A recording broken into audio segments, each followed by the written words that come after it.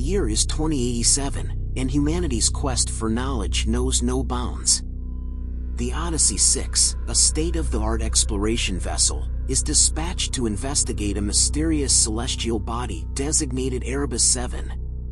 For years, Erebus 7 had been labeled as a forbidden planet, marked in every interstellar map with a simple, ominous phrase, "Do not approach." The warning originated from an ancient distress beacon discovered decades earlier, its garbled message carried across the void, pleading for solitude. Yet, the lure of the unknown proves irresistible. The mission is spearheaded by Commander Alan Rivers, a seasoned astronaut with a reputation for pushing boundaries. Joining him are four others: Dr. Elena Markov, a brilliant astrophysicist haunted by a personal loss; Lieutenant Sam Carter, the skeptical pilot; Raj Patel, a pragmatic engineer; and Naomi Sinclair, a linguist specializing in deciphering alien languages. Each has a personal stake in this journey, though their motivations differ. For some, it's about discovery. For others, redemption. As the Odyssey 6 approaches Erebus 7, the crew is awestruck. The planet is an enigma, a swirling mass of dark clouds interrupted by flashes of radiant blue light, almost as if it were alive and pulsating with energy. Its surface is marked by jagged mountains and an eerie luminescent glow, casting shadows that shift unnaturally. Are we really going through with this? Carter's voice crackles over the intercom.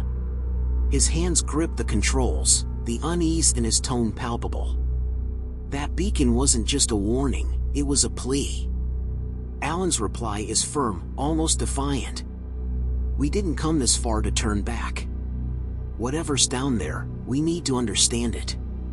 The Odyssey 6 begins its descent. The atmosphere of Erebus 7 is unlike anything they've encountered, thick with electromagnetic interference. The ship shudders as instruments flicker erratically, screens displaying brief, distorted images that resemble human faces. Carter curses under his breath, while Naomi, seated beside him, stares at the screen, unnerved. What was that?" she whispers, her voice barely audible. "Probably interference," Alan interjects, though even he seems uncertain. As the ship breaks through the thick clouds, the crew gets their first clear view of the planet's surface. It's desolate yet hauntingly beautiful. Towering spires of rock stretch toward the heavens, their edges glowing faintly. At the center of their landing zone lies a structure, an impossibly ancient ruin, its architecture unlike anything from known civilizations. "Looks like we've found our first mystery," Raj mutters, his voice a mix of awe and apprehension. Elena leans closer to the viewport, her gaze fixed on the ruins. That structure, it's emitting some kind of energy signature. Something about it feels wrong. As they prepare to land, the ship's communications system suddenly bursts to life. A voice, distorted and filled with static, cuts through the silence. "Turn back before it's too late." The message sends a chill through the cabin. It's the same warning recorded decades ago, yet something is different. This time, the voice sounds eerily familiar, like an echo of their own voices. Naomi's eyes widen. Did anyone else hear that? Before anyone can respond, the ship jolts violently. The lights dim, and alarms blare. Carter struggles to steady the controls, his face pale with fear. "We're caught in some kind of gravitational pull," he shouts. Alan grips his seat, barking orders. "Brace for impact. Get ready for an emergency landing." The Odyssey 6 crashes onto the surface of Erebus 7, the impact jarring the crew. For a moment, everything is silent except for the crackling of damaged equipment. Then, one by one, they regain their bearings, shaken but alive. Alan is the first to speak. "Is everyone okay?" A chorus of affirmations follows, though their voices betray their unease. The atmosphere feels heavy, oppressive, as if the planet itself is watching. Outside the viewport, the ruins loom ominously, their glow intensifying. As they step out onto the planet's surface, the air feels charged with electricity. The ruins seem to hum, and the shadows cast by their lights move in unnatural patterns. Naomi pauses, her gaze fixed on the structure. "It's almost like it's alive," she whispers. Elena crouches near a fragment of the ruins, scanning it with her equipment. Her expression darkens. "This material, it's not natural. And the energy signature, it's unstable." Alan interrupts. "Let's focus. We're here to explore, not to scare ourselves." Raj, Naomi, set up a perimeter. Elena, see what you can decipher from these ruins. Carter, monitor the ship's systems and report any anomalies. As the crew disperses, the sense of unease lingers. From the ruins, faint whispers begin to emanate, too quiet to understand yet loud enough to be heard. Unbeknownst to them, the planet's curse has already taken hold. The first hours on Erebus 7 are unsettling. The crew works methodically, but the oppressive atmosphere makes every movement feel labored. The ruins seem to pulse faintly, their glow reflecting off the astronauts' visors like flickers of firelight. Commander Alan Rivers tries to maintain focus, though a sense of unease gnaws at the edges of his thoughts. Inside the Odyssey 6, Lieutenant Carter struggles to stabilize the ship's systems. Screens flicker intermittently, and the readings make no sense. Altitude monitors display impossible values, as if the ship were simultaneously in orbit and on the ground. Carter mutters to himself, adjusting controls, when an eerie static fills the cockpit. Then it happens again, a voice, faint and fractured, emerging from the communication system. "They're here, we warned you." Carter freezes, his hand hovering over the controls.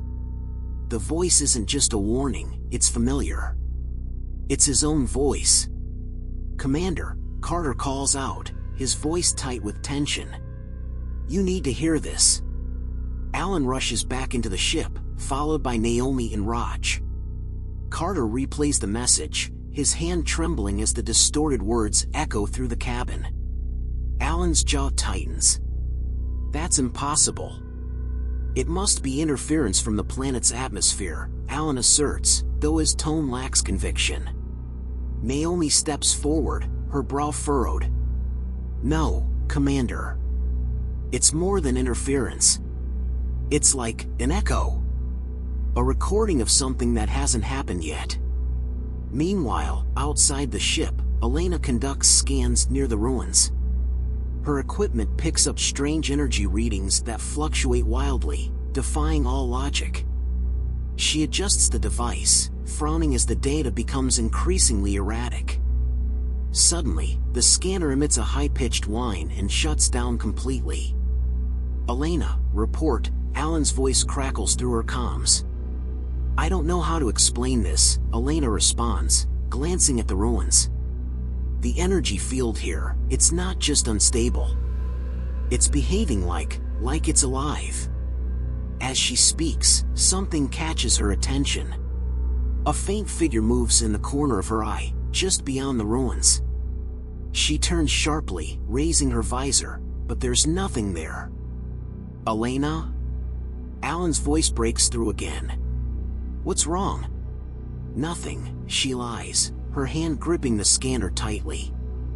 "I thought I saw something, but it's probably just the shadows." But deep down, she knows it wasn't just the shadows. The team regroups near the ruins, tension thick in the air. Raj kneels beside a section of alien writing carved into the structure.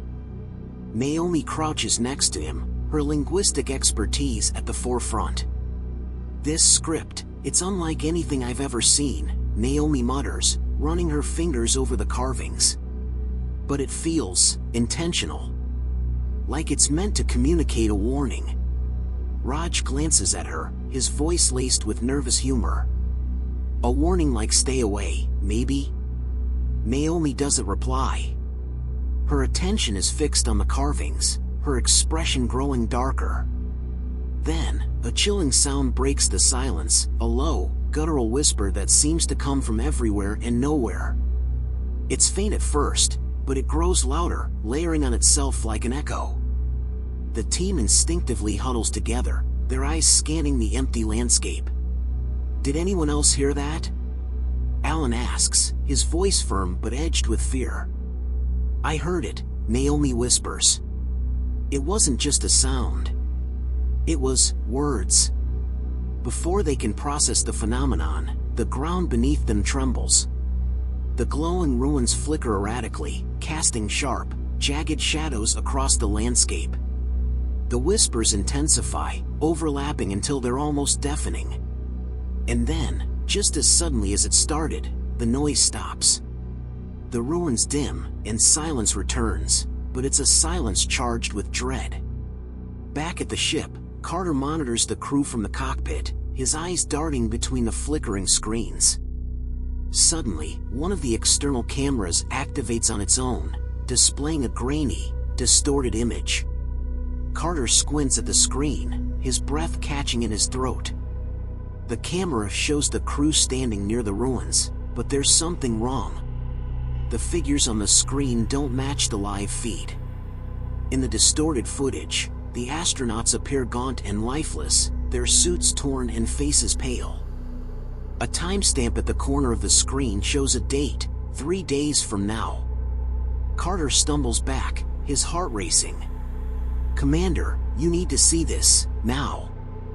Alan and the others return to the ship, their nerves already frayed. Carter replays the footage, his voice shaking as he explains what he saw. This doesn't make sense," Alan says, his eyes fixed on the screen. "That's us, but it hasn't happened yet." Elena speaks up, her voice steady but grim. "The anomalies, the energy, the whispers, this footage, it's all connected. This planet is distorting time. Past, present, future, it's all overlapping here."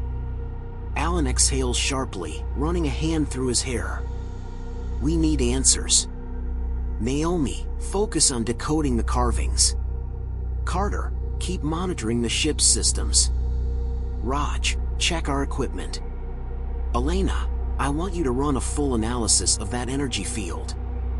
As the crew disperses to their tasks, the oppressive atmosphere seems to grow heavier. Outside the ship, the ruins pulse faintly, as if alive and waiting. Unseen by the crew, a shadowy figure moves among the spires, watching them. Its form is indistinct, shifting with the flicker of the ruins' light. Erebus 7 is not just a planet, it is a trap. And the crew is already ensnared. The team's resolve is tested as Erebus 7 begins to unveil its true nature. Naomi immerses herself in deciphering the alien carvings, her fingers trembling as she traces each cryptic symbol.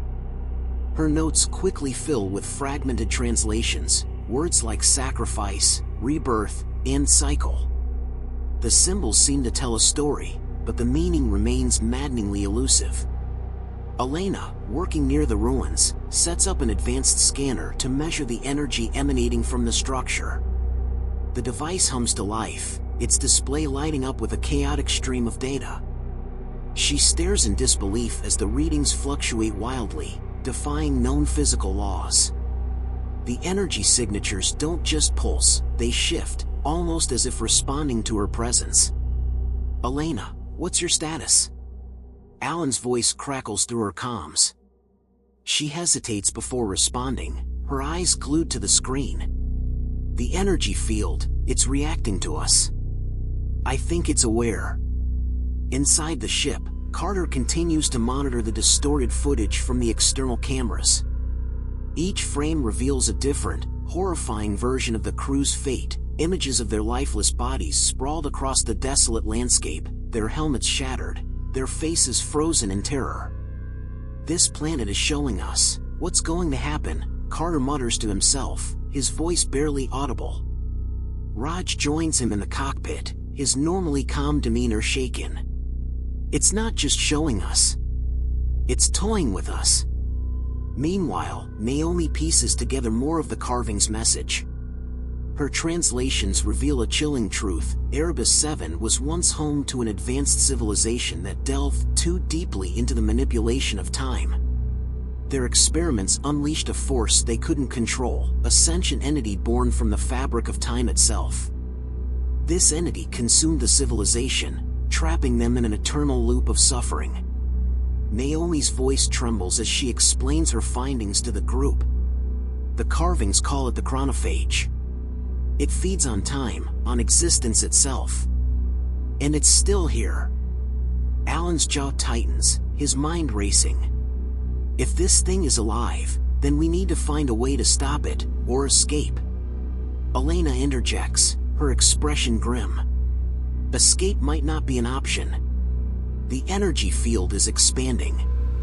It's already interfering with our ship's systems. If it continues, we'll be trapped here permanently. As the crew debates their next move, the ship's alarms suddenly blare, their shrill tones cutting through the tense atmosphere. Carter scrambles to the controls, his eyes widening as the ship's systems begin to fail one by one. "It's the energy field," he shouts. "It's destabilizing everything." Before anyone can react, the ground beneath the ship shakes violently. The ruins glow brighter, their light piercing the darkness like a beacon. The crew rushes outside, their hearts pounding as the ruins begin to shift and reconfigure, their architecture defying logic. Naomi stares in horror. "It's adapting. Reacting to us." From within the ruins, a low, resonant hum emerges, growing louder with each passing second. Shadows ripple across the landscape, converging at the structure's center. Slowly, a figure begins to materialize, a dark, amorphous shape that seems to flicker in and out of existence. The crew instinctively backs away, their breaths ragged. The figure shifts and distorts, its form impossible to define. It speaks, its voice a cacophony of overlapping whispers that seem to come from every direction at once. "You should not be here." Alan steps forward, his voice steady despite the fear coursing through him. "Who are you? What do you want from us?" The entity's whispers grow louder, more chaotic. "You are already part of the cycle." Naomi gasps, her mind racing. "The chronophage. It's been watching us since we arrived. It's playing with time, with our perceptions." Alan clenches his fists, his determination unwavering. "We're not going to let this thing control us. There has to be a way to break the cycle." The chronophage seems to laugh, its voice reverberating through the ruins. "There is no escape, only surrender." As the crew grapples with the magnitude of their predicament, Elena's scanner emits a series of rapid beeps. She looks at the display, her eyes widening in realization. The energy field, it's connected to the ruins. If we can disrupt the structure, we might be able to weaken the chronophage. Alan nods, his mind made up. "Then that's what we'll do." Carter, Raj, gather the explosives from the ship. "Naomi, keep working on those carvings. There might be something we're missing." "Elena, stay on those readings. We need to time this perfectly." The crew moves with urgency, their fear overshadowed by a newfound determination. As they prepare to execute their plan, the chronophage watches silently, its form pulsating with anticipation. Unbeknownst to the crew, the entity is already one step ahead. The crew works feverishly, their movements sharp and purposeful as the weight of the situation bears down on them. Elena fine-tunes her scanner, the device emitting sharp beeps as it locks onto the energy field's nexus point deep within the ruins. The location pulses ominously on her display, marked by fluctuating spikes of temporal distortions. "This is it," Elena says, her voice tight with urgency. "The nexus point. If we can collapse the ruins here, it should disrupt the energy flow." Inside the Odyssey 6, Carter and Raj gather the explosives, their hands moving with practiced precision. Carter's mind races as he checks the detonators, the memory of the distorted footage flashing before his eyes. He can't shake the image of their own bodies lying lifeless in the dirt. Raj notices his hesitation. "Stay focused," he says firmly. "If we don't pull this off, those visions will become reality." Carter nods, swallowing his fear. "Let's get it done." Outside, Alan and Naomi prepare for the next phase of the plan. Naomi clutches her notebook, her eyes scanning the alien script she's spent hours deciphering. A particular passage catches her attention, a phrase that translates to "sacrifice ensures survival." "Commander," Naomi says hesitantly, "there's something you need to know. These carvings, they're not just warnings. They're instructions. This civilization tried to contain the chronophage by offering sacrifices, deliberate disruptions to its cycle." Alan's expression darkens. "Sacrifices? You're saying someone has to stay behind?" Naomi looks away, unable to meet his gaze. "It's the only way they were able to weaken it. Without that disruption, the cycle continues." Alan exhales sharply, the weight of her words settling over him. He doesn't respond, instead turning his attention to the ruins. The team regroups at the nexus point, the ruins towering above them like a labyrinth of jagged, glowing stone.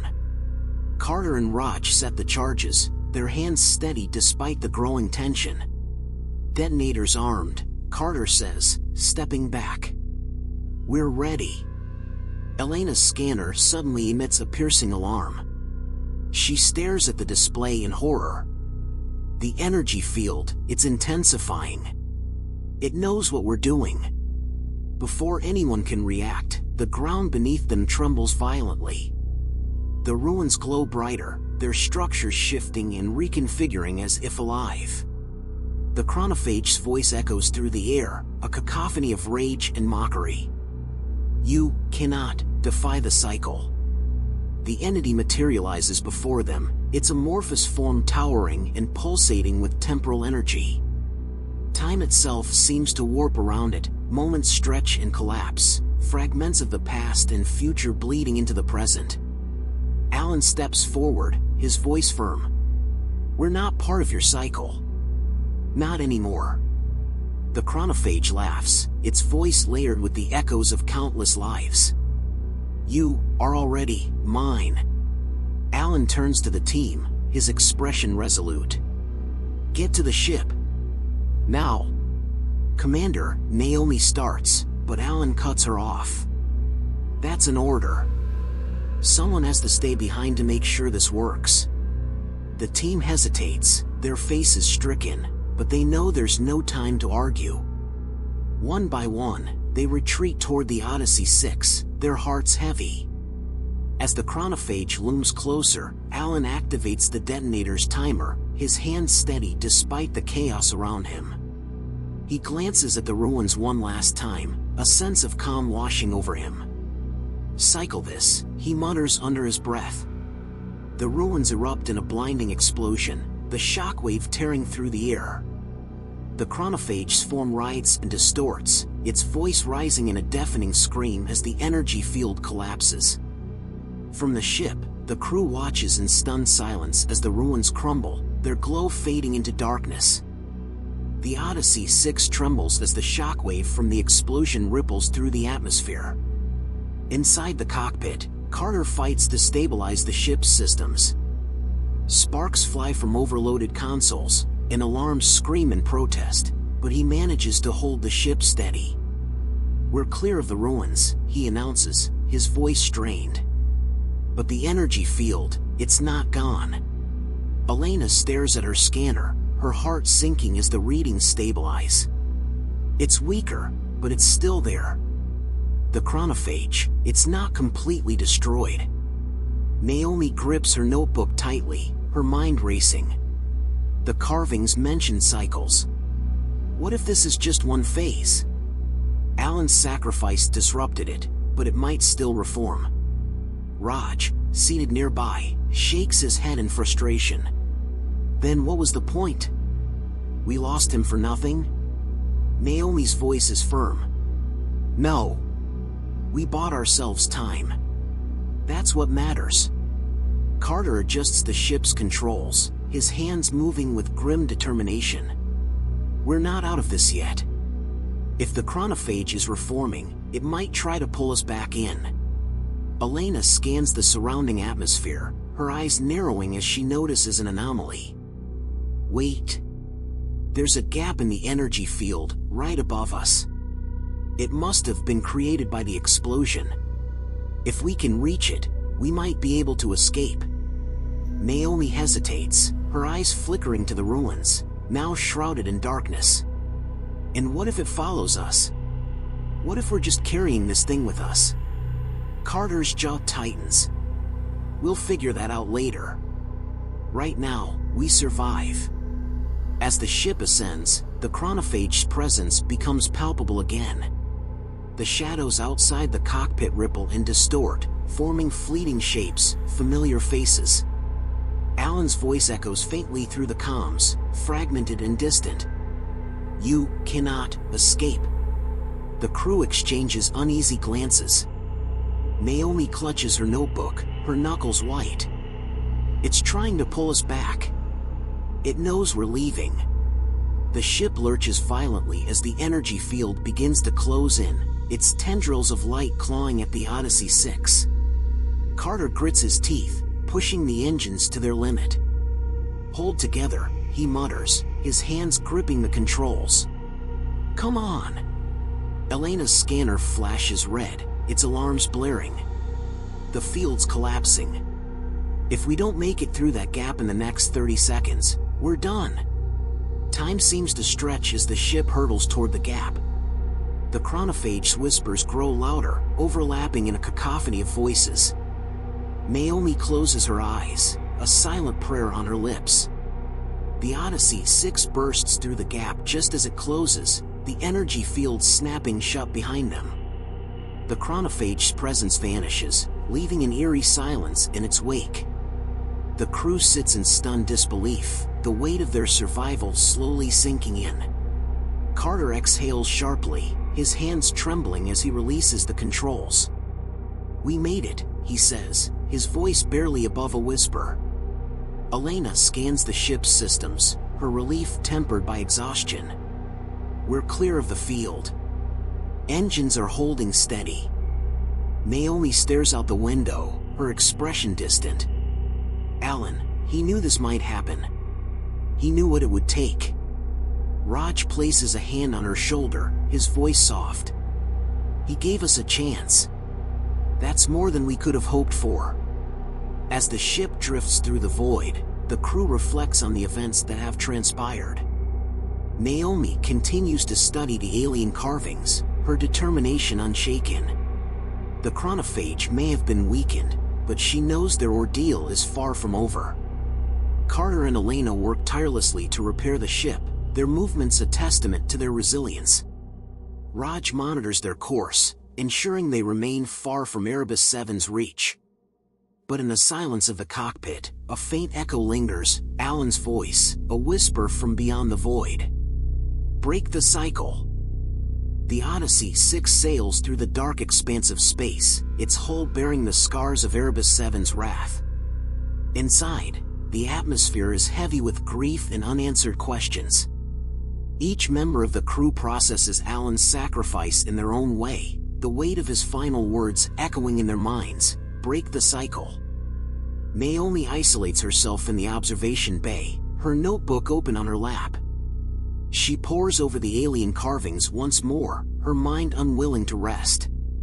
The translations hint at something she hadn't fully understood before, a deeper connection between the chronophage and its victims.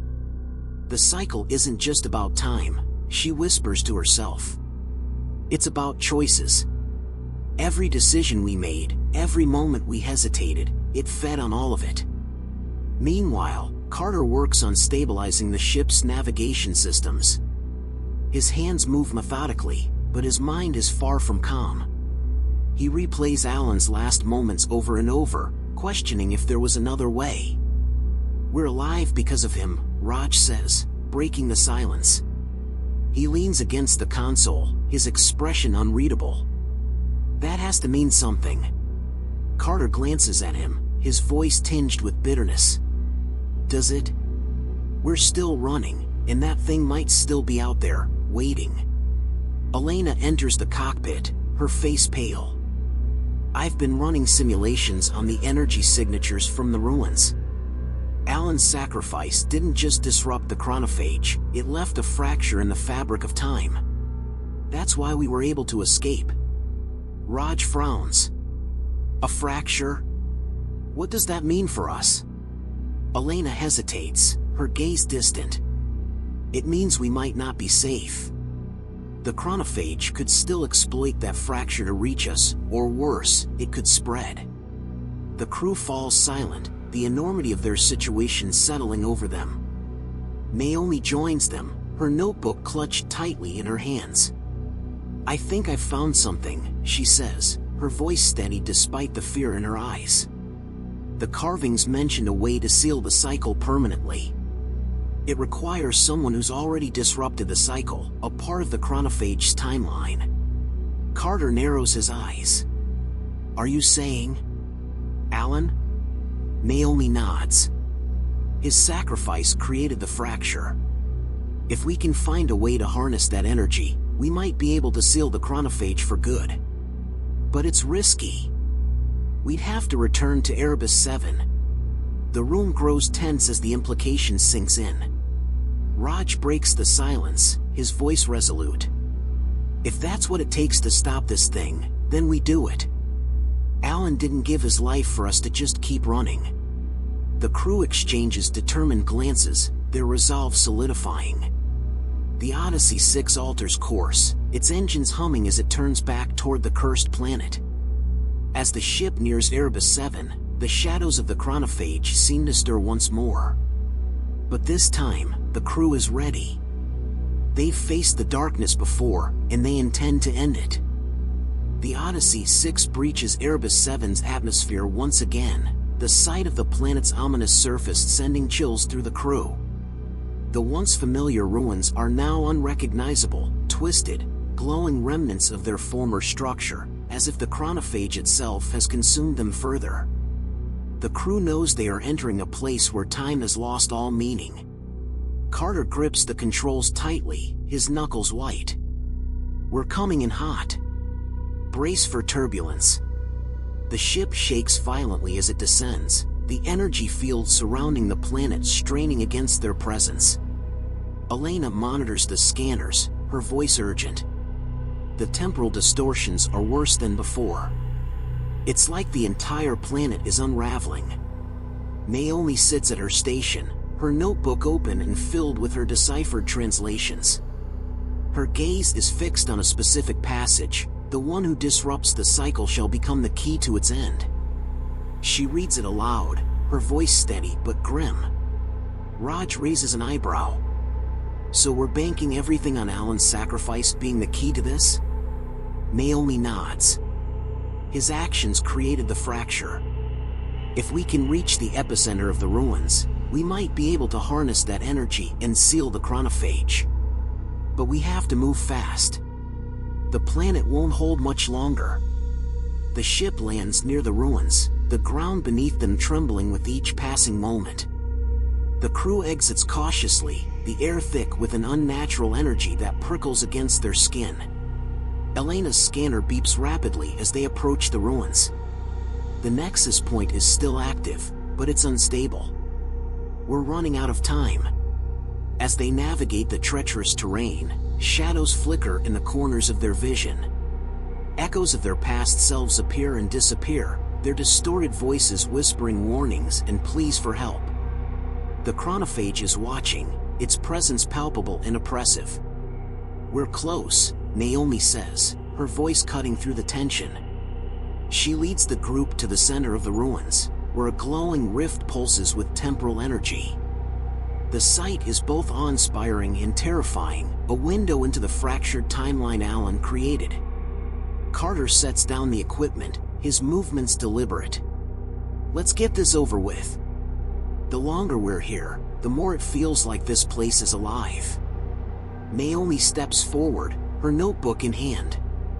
She begins to recite the ancient inscriptions, her voice unwavering. The words seemed to resonate with the energy around them, the air growing heavier with each syllable.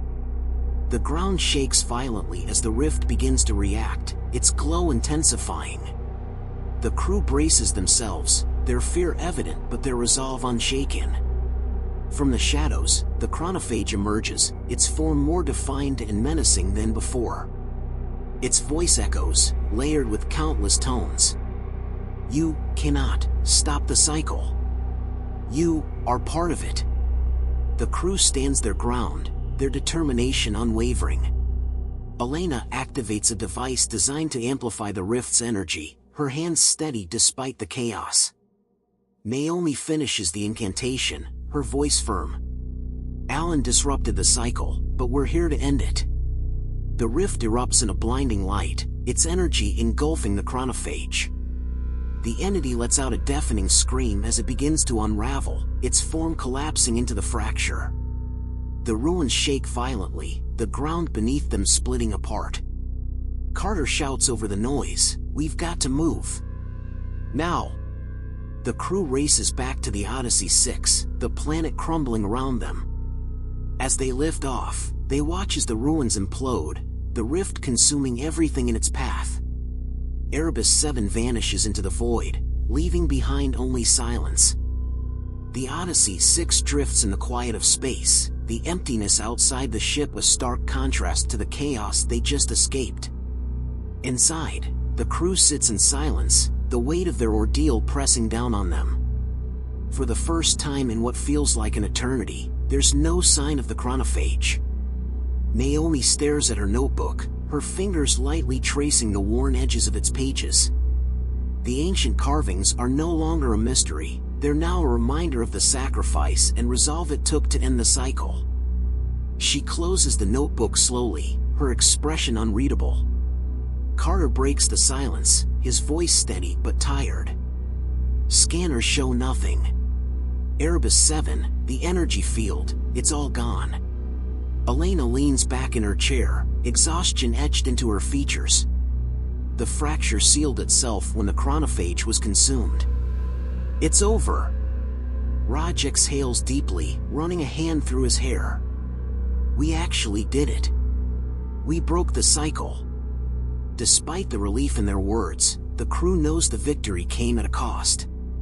Alan's absence is a void none of them can ignore. Naomi glances at the empty seat where he once sat, her heart heavy. He gave us the chance to make this happen, she says softly. We owe him everything. The crew nods in agreement, their thoughts drifting to their fallen friend. They sit in reflective silence, each of them grappling with the gravity of what they've endured.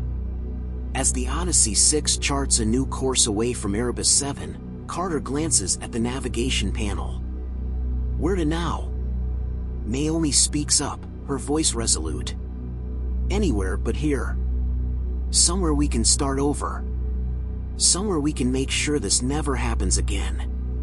The ship hums quietly as it moves through the void, its passengers carrying the scars of their journey.